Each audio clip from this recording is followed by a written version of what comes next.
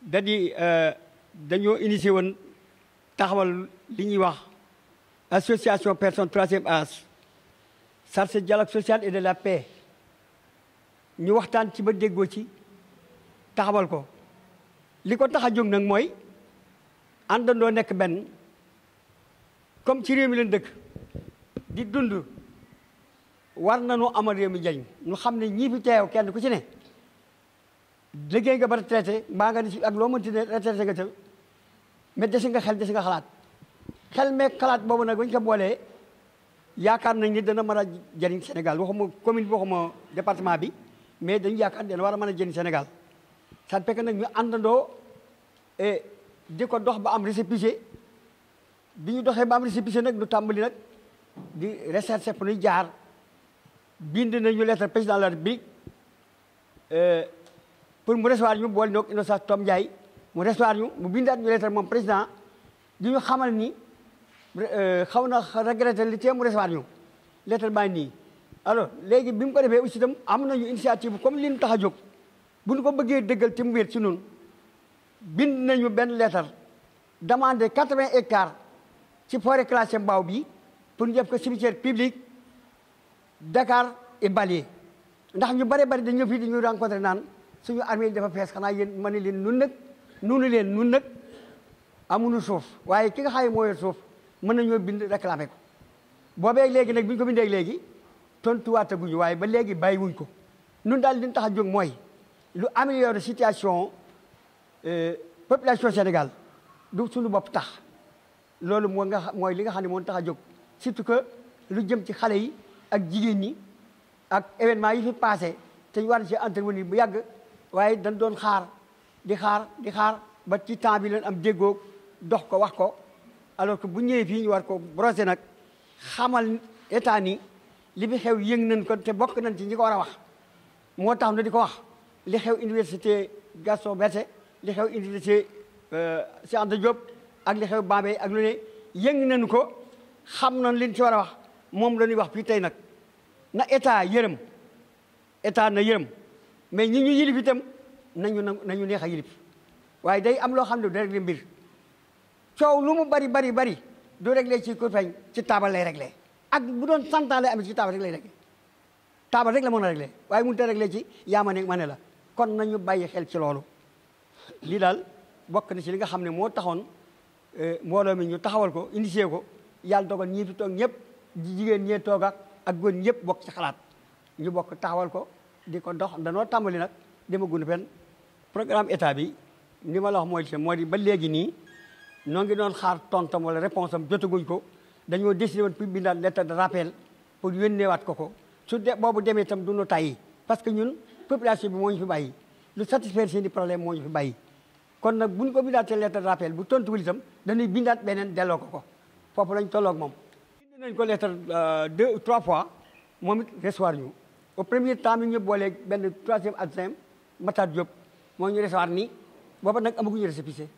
waaye bi ñu amee récépissé bindaat ko tamit ñaari yoon teg ko ci loxoom mi amee ba léegi recevoir ñu téléphone yi ñu waxuñu dara ñun nag dañoo xëccoowul lenn looy jar nuy profité pour gis ko dañu yaakaar ne daal comme maire de la commune mooy Baragay mooy maire kon kee mooy maam mooy maire de la ville mooy maam nu yaakaar ne war nañu yëg suñuy démarche yëg li ñuy dox ak li ñuy dox ak fen jëm te xam ne defar rek moo ñu tax a jóg lépp kuy jëm ci yàq boo jëm ànduñoo yow kuy jëm ci defar ku ne nag seexlawul la mën nañu ànd ak yow loolu daal moo di ci moo di bu boobaa dañuy am conseil yu ñuy jox état am conseil yu ñuy jox syndicat si nga xam ne ñoo yore élèves yi yore professeurs yi di leen jaarale foo xam ne yaakaar nañ ni foofu du yoonu syndicat xam nañu ko nag te mën nañu ko bu ñu joxee yoon xam nañu fu ñu leen di jaarale ba yu bëree bëri bu réglé wul it yu bëri dana wàññi ko. Nous venons tout simplement lancer notre association dénommée ACEPA. L'association vient de naître à Yeumbeul Sud. Le but de cette association, c'est d'unir, rassembler, d'unir les personnes du troisième âge, créer entre eux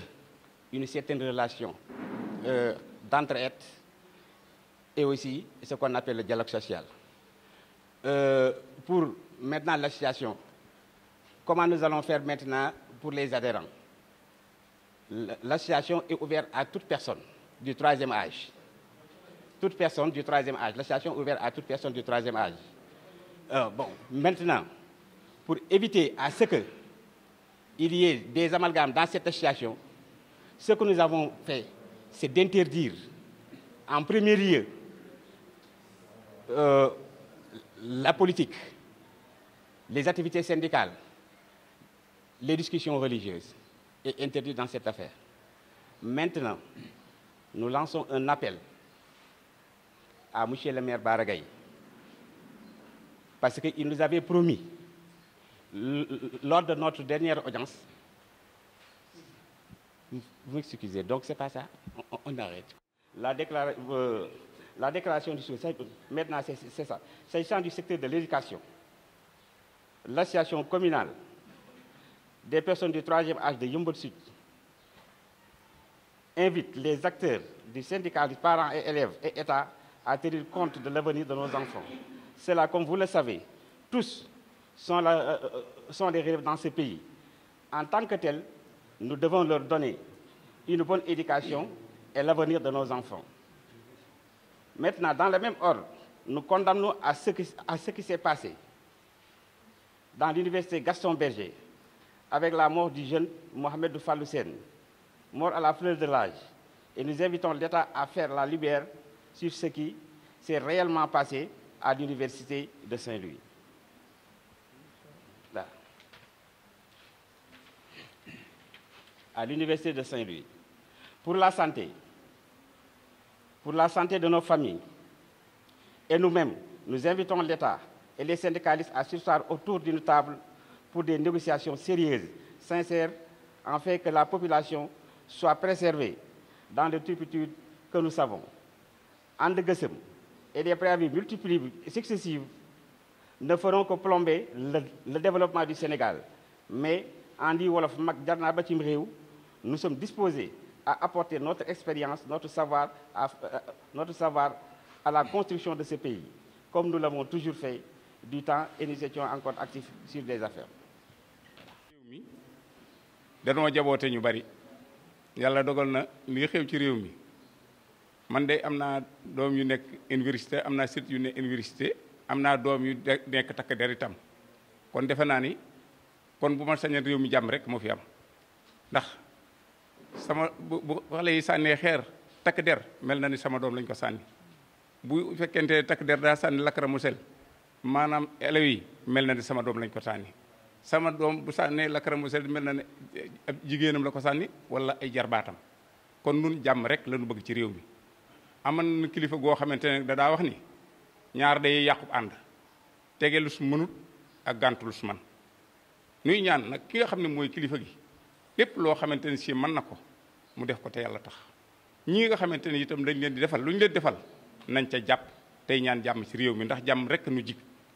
te it ñu xam ni ñoom ñii xale yi ëllëg ak si biir ñoo yore réew mi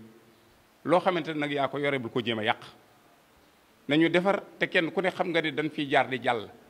nun ñii ana suñuy maam ana suñuy baay ñëpp dem nañu noo ci topp yàlla na yeex kon nag buñ sañoon jàmm rek kay am ci réew mi yàlla na fi yàlla def jàmm boo gisee mag ñu koy laaj mag mën naa ba ci dëkk mag jàmm dong la bëgg ndax nun buñ doon daw mënunoo dox bay daw kon nag jàmm rek la ñuy ñaan yàlla na fi yàlla def jàmm comme nag li war na wax lépp wax nañu ko wax dëgg yàlla kon jërutul may sori kàddu gi day fekk ni kàddu yi mënuma ko nag bañ a sànni rek loolu rek maa ngi jéglu ñëpp asalaamaaleykum wa rahmatullah